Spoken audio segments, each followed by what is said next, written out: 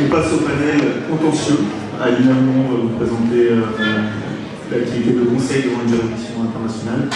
Et ensuite, après Mansour et Julien Fouret vous présenteront les métiers d'avocat et d'arbitre international.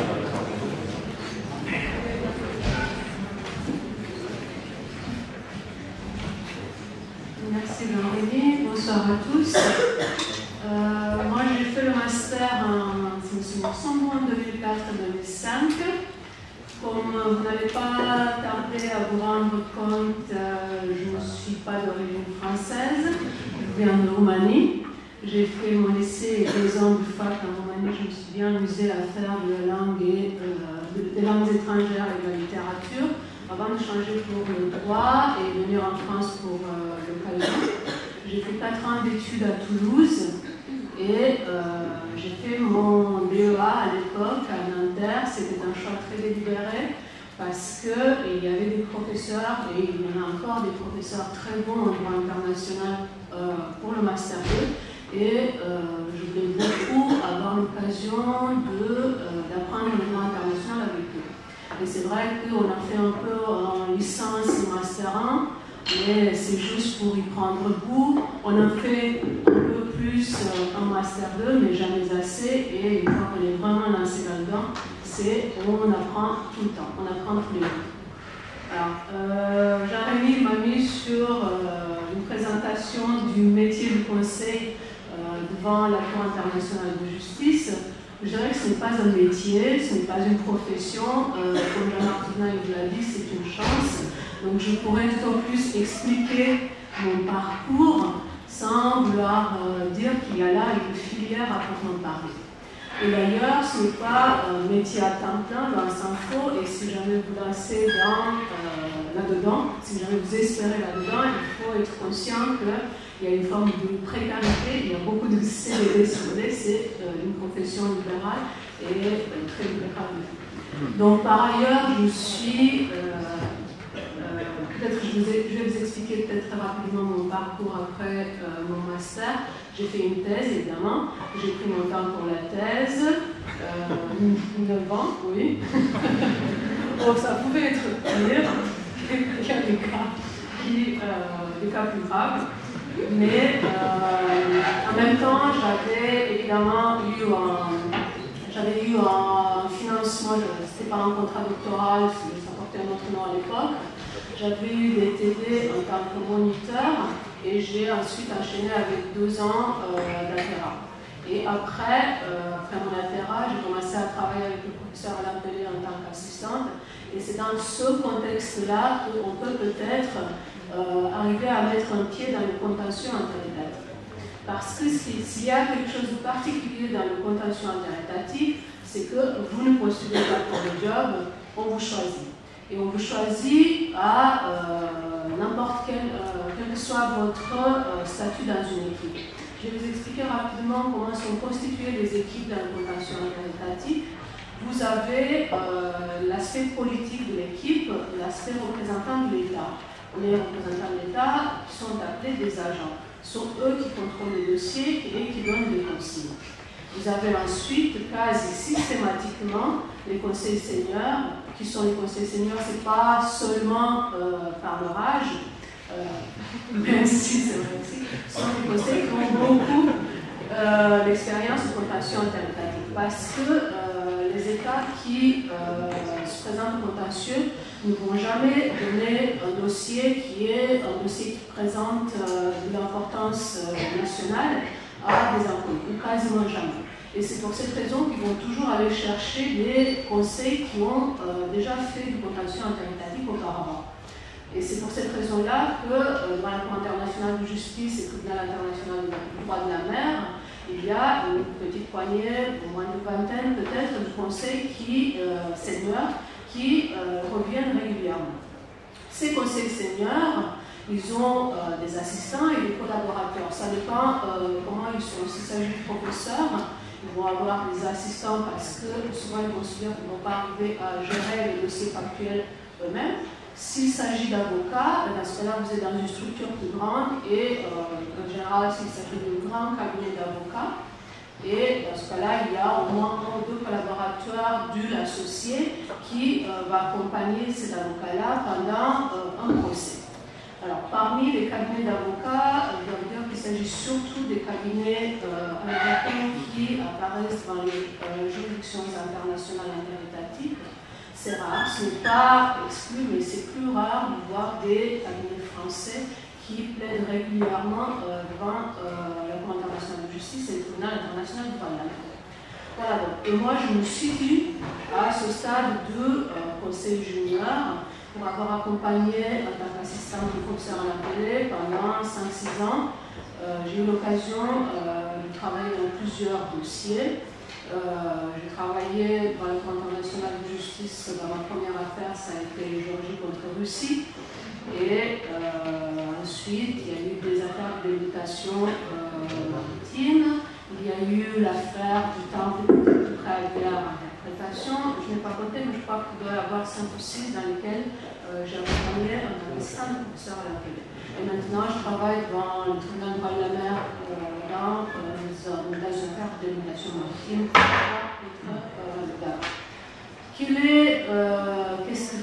Qu'est-ce qui fait un conseil junior? Ça dépend à quel degré de junior vous vous situez. Si ce sont vraiment les premiers dossiers sur lesquels vous travaillez, vous allez vous atteler principalement à éplucher le dossier factuel. Et quand je dis éplucher le dossier factuel, il s'agit généralement de plusieurs milliers de pages. Et il faut bien connaître ce dossier factuel, le distiller et ensuite le présenter au conseil senior pour que les conclusions juridiques en soient claires. Si vous avez un peu plus d'expérience, on vous fait confiance et vous pouvez même commencer à rédiger les pièces de plaidoirie écrites, sous évidemment la surveillance du conseil senior et de toute manière c'est lui qui va valider la dernière version avec l'équipe évidemment, la dernière version de... et si vous avez encore plus d'expérience, vous pouvez, et surtout si vous arrivez à gagner la confiance du responsable politique de l'équipe, on peut vous proposer éventuellement du plaider. Mais ça, c'est vraiment très, très extraordinaire si vous êtes un conseil junior, parce que ce n'est pas... c'est quand même une question de présentation, c'est un moment unique de la plaidoirie. Vous ne pouvez pas vous rattraper, donc il faut vraiment avoir gagné la confiance de l'agent. Voilà donc, je pense très rapidement comment je peux décrire qu'est-ce que c'est qu'être conseil junior devant les juridictions interprétatives.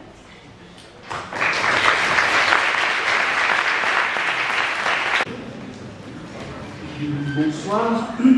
Alors je suis un peu dans la même position qu'Alina parce qu'on m'a donné une activité qui n'en est pas une, ou tout du moins qui n'en est pas une à temps plein, ou tout du moins qui n'en est pas une à temps plein à mon âge.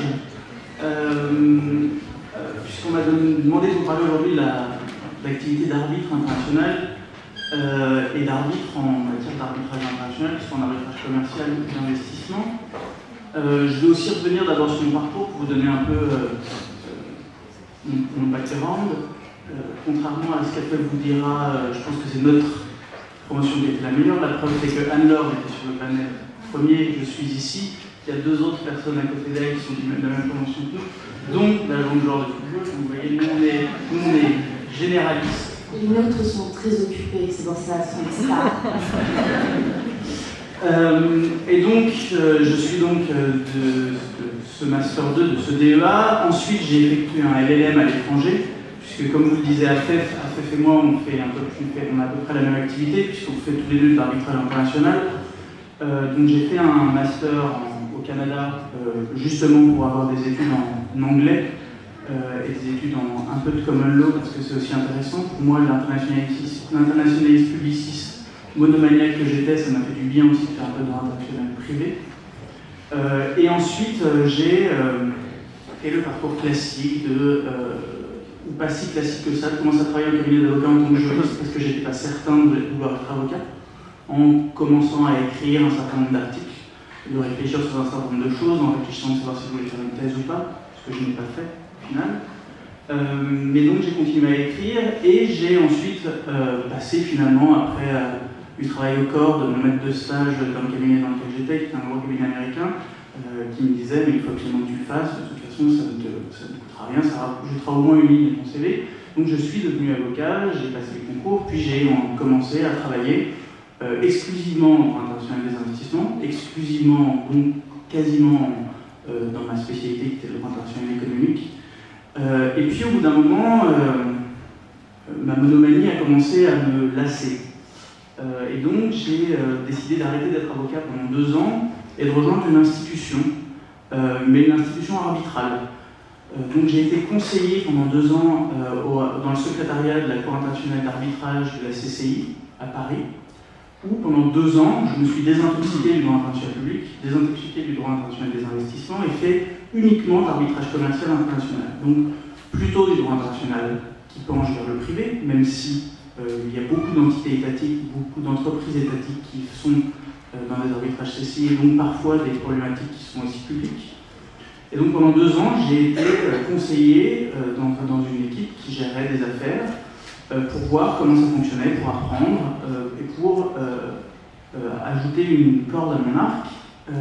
Et puis, au bout de ces 2 ans, donc ça faisait 7 ans que je travaillais, je suis retourné en cabinet d'avocat pour redevenir avocat dans l'arbitrage international, maintenant avec à la fois l'arbitrage d'investissement, mais aussi l'arbitrage commercial, et donc les premiers, avec les cheveux blancs, les premiers mandats d'arbitre qui arrivent. Alors, l'activité d'arbitre, qu'est-ce que c'est? L'activité d'arbitre aujourd'hui, moi, ça représente entre 25 et 30% de mon activité. Le reste, c'est une activité de conseil, la vraie activité d'avocat, mais exclusivement d'arbitrage international. Ça surprend beaucoup de mes confrères quand je leur dis que ma robe, je ne l'ai portée que 3 fois, c'est-à-dire des prestations de serment de certains de mes collaborateurs. Je ne suis jamais intervenu dans une cour interne, parce qu'en arbitrage international, on ne porte pas sa robe. Et donc, l'activité d'arbitre, c'est une activité complémentaire. C'est une activité d'expérience, c'est-à-dire que c'est quelque chose que vous pouvez faire à partir d'un certain moment. On va dire que certains de vos pairs vous reconnaissent comme suffisamment connaissants pour faire l'activité d'arbitre. Vous considèrent suffisamment indépendant pour vous nommer. Et donc, en gros, l'activité d'arbitre, ça vous donne l'autre facette de votre activité, c'est-à-dire vous vous mettez de l'autre côté de la table par rapport à laquelle vous plaidiez depuis 7, 8, 9, 10 ans. Alors, qu'est-ce que ça veut dire? Ça veut dire exactement ce que vous disiez aussi tout à l'heure, ça veut dire que c'est une activité polyglotte. C'est-à-dire que vous prenez des dossiers dans les langues que vous maîtrisez. Moi, je suis quelqu'un qui ne maîtrise que 2 langues, le français et l'anglais, donc je ne prends des dossiers que dans ces 2 langues. Mais je prends des dossiers aussi où des documents peuvent être produits dans des langues que je ne maîtrise pas suffisamment pour pouvoir écrire, mais que je maîtrise suffisamment pour pouvoir comprendre. Par exemple, l'espagnol. Et c'est utile. Ce qui est utile pour avoir ce genre d'activité, c'est donc la reconnaissance de ses pairs, être polyglotte, mais être aussi ce que j'appellerais polyjuridique, c'est-à-dire non seulement avoir un solide bagage juridique international. Moi, du fait de mon bagage juridique international publiciste, la plupart des affaires où je suis nommé comme arbitre impliquent souvent des entreprises d'État ou des ex-entreprises d'État, ont souvent des questions qui se posent, qui ne sont pas que des simples questions de droit interne. Et pourquoi polyjuridique? Parce que quand vous faites de l'arbitrage international, que ce soit comme arbitre ou comme conseil, vous allez avoir à travailler dans des affaires dans différents droits applicables. Donc des affaires en droit, que ce soit du droit international public, que ce soit du droit international privé, mais que ce soit aussi des droits de certains États, du droit français, du droit suisse, du droit allemand, du droit espagnol. Alors ça peut sembler un peu étrange, mais c'est la réalité de notre activité de tous les jours. Encore aujourd'hui, j'ai reçu une nomination d'arbitre où le siège de l'arbitrage sera à Athènes, donc en Grèce. Donc le droit de la procédure pour certains aspects sera le droit grec. Dieu merci, il y aura un co-arbitre qui sera grec qui pourra nous assister.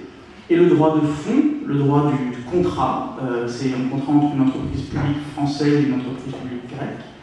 Ils ont choisi le droit français. Donc ça va être un casse-tête chinois pour les arbitres, parce qu'il y a un arbitre italien, un arbitre grec, puis moi qui suis un arbitre français, à articuler ces normes de droit et à comprendre comment ça fonctionne. Alors pourquoi est-ce qu'on m'a demandé de vous parler de ça? Parce que c'est quelque chose qui attire beaucoup. Quand on commence à faire l'arbitrage international, on a toujours on voit toujours derrière le pupitre ces arbitres devant lesquels on va plaider. Ce qui est intéressant de comprendre, c'est que c'est une activité qui est en expansion continue, l'activité d'arbitrage, notamment commerciale, mais aussi en matière d'investissement. Donc, il y a beaucoup de nécessité d'arbitres et de jeunes arbitres et d'arbitres qui commencent. Si vous prenez des statistiques à la CCI à Paris, il y a à peu près 25% de leurs affaires, c'est-à-dire grosso modo 150 affaires par an, qui ont des enjeux en litige qui, pour l'arbitrage international, sont faibles, c'est-à-dire en dessous d'1 million d'euros par affaire. Et ce qui veut dire, dans ces affaires-là, vous nommez des jeunes arbitres. Et donc, c'est de plus en plus possible, quand on est un jeune praticien, de se dire, en faisant les bons choix, en rencontrant les bonnes personnes, en écrivant, en s'intéressant à un certain nombre de choses, qu'on peut, à un moment donné, acquérir cette possibilité de devenir arbitre. Alors pourquoi c'est intéressant ? C'est intéressant parce que c'est quelque chose pour lequel on n'est pas forcément préparé. Donc, quand on est avocat, on est préparé à plaider, on n'est pas préparé à décider. On aime toujours qu'on décide dans son sens, mais on préfère que ce soit pas soi et que ce soit soi-même qui doit décider.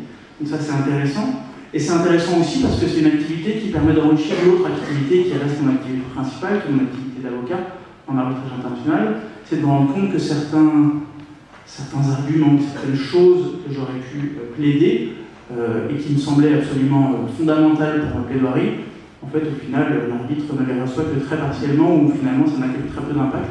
Donc je pense que l'un et l'autre s'enrichissent et que d'être arbitre, ça a un impact sur son activité globale, notamment l'activité principale, comme je le disais, qui est d'être avocat. Donc voilà, je voudrais juste conclure pour vous dire que ce Master 2, finalement, on est peu à être avocat et à faire ce Master 2, et à avoir fait ce Master 2. Mais on est peu aussi, je pense, pour la raison qu'a fait vous mentionnez, c'est qu'on n'est pas suffisamment à l'aise, en tous les cas pour ceux qui ont fait le droit international public, à dire qu'on a fait du droit international public, et à dire qu'on est légitime à travailler dans un cabinet d'avocats et à faire de l'arbitrage international. Je pense que c'est quelque chose sur lequel il faut travailler, il faut en être conscient, et que finalement, quand les gens s'en rendent compte, l'important de ce master, c'est la substance qu'on nous inculque. Il y a beaucoup de masters en arbitrage, on ne les compte plus. Je pense que presque plus de mes deux mains ne suffiraient plus à les compter. Et ce sont des masters qui vous enseignent de la procédure, qui ne vous enseignent pas du fond. Et l'essentiel de ce master, du TEA que j'ai fait, vous enseigne du fond. Et ce qui est finalement le plus important, la procédure, ça se maîtrise rapidement. Apprendre un règlement d'arbitrage, apprendre les règles de procédure, c'est relativement simple. Apprendre le fond, c'est beaucoup plus compliqué. Donc je voudrais vous dire que ce master est extrêmement important, extrêmement enrichissant, et vous sera bénéfique durant toute votre carrière parce que vous aurez des bases de fond qui sont très solides et qui vous permettront ensuite de faire bien des choses différentes. Donc je vous remercie.